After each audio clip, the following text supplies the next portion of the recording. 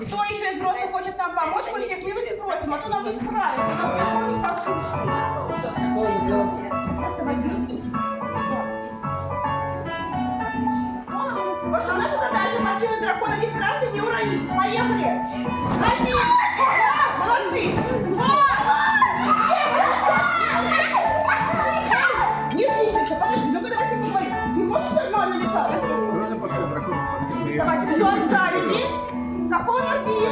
Отважным щенкам все. И дракона небо зовет. Полет! Полетели!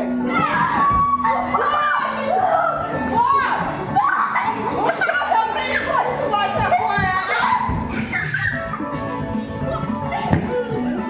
Давай, подожди, стой, быстро. Давайте. Да подождите!